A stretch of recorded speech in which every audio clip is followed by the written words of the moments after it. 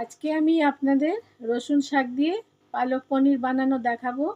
তার জন্য আমি নিয়েছি 250 গ্রাম পালং শাক, অল্প একটু রসুন শাক, দুটো গ্রেট করা পেঁয়াজ, মিডিয়াম সাইজের পেঁয়াজ, হাফ ইঞ্চি আদা গ্রেট করা, দুটো মিডিয়াম সাইজের টমেটো, 1 টিস্পুন জিরে গুঁড়ো, হাফ টিস্পুন লঙ্কার গুঁড়ো আর 250 গ্রাম পনির। নামাবার সময় এতে গরম মশলা দেব আর স্বাদ মতো নুন। এবার পালং শাকটাকে আমি ভালো করে পরিষ্কার করে নিয়েছি, ভালো করে বেছে ধুয়ে কেটে। তারপরে আমি এটাকে 1 গ্লাস জলে এটাকে অল্প একটু ভাপিয়ে নিয়েছি। এবার আমি এইটাকে আর রসুন শাকটাকে একসাথে মিক্সিতে পেস্ট বানিয়ে নেব। এই দেখুন আমি পালং শাকটাকে এবার মিক্সিতে পেস্ট করে নিয়েছি। ওটাকে কোচাবার পর একটু ঠান্ডা জলে ডুবিয়ে রেখেছিলাম ভাপাবার পর। তারপর আমি ওটাকে পেস্ট করে নিয়ে এবার আমি পালক পনির বানাবো। এবার আমি ফ্রাইং প্যানে রিফাইন্ড অয়েল দিয়েছি, দিয়ে এবার পনিরগুলো এর মধ্যে আস্তে আস্তে দিয়ে একটু ভাজবো।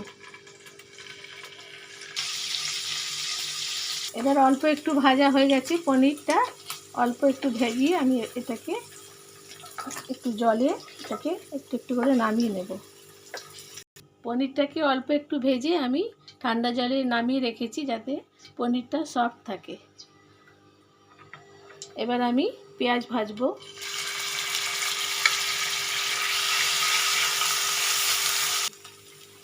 পেঁয়াজটা অল্প লাল হয়ে গেছে, এবার আমি এতে আদা দিয়ে দেবো।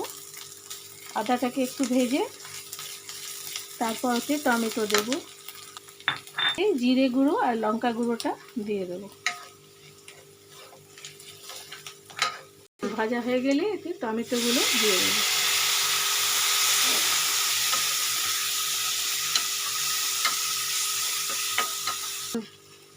দেখুন টমেটোগুলো গলছে না, তার জন্য আমি কি করব, অল্প একটু এতে হিং দিয়ে দেবো।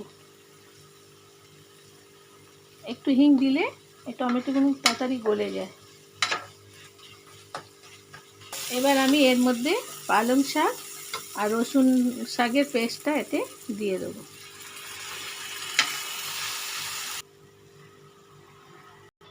পেস্টটা দেওয়ার পর আমি একটু ওটাকে পালং শাকটাকে একটু ভাজবো। এবার আমি এতে স্বাদ মতো নুন দিয়ে দেবো, বেশি নুন দেবেন না, এতে শাক তো, আর অল্প একটু চিনি।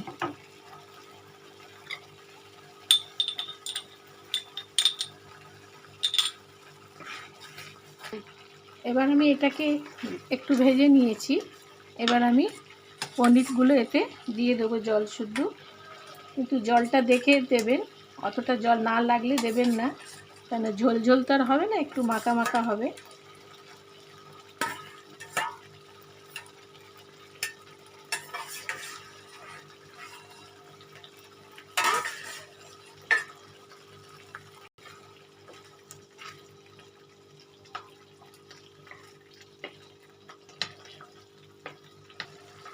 এই দেখুন আমাদের পালক পনিরটা তৈরি হয়ে গেছে। এবার আমি গ্যাসটাকে অফ করে দেবো, করে এতে একটু 8 চামচ মতন গরম মশলা দিয়ে এটাকে নামিয়ে নেব। দেখুন পালক পনিরটা তৈরি হয়ে গেছে। যদি এই রেসিপিটা আমার ভালো লেগে থাকে তাহলে আমার চ্যানেলকে লাইক, শেয়ার আর সাবস্ক্রাইব করবেন। Thank you.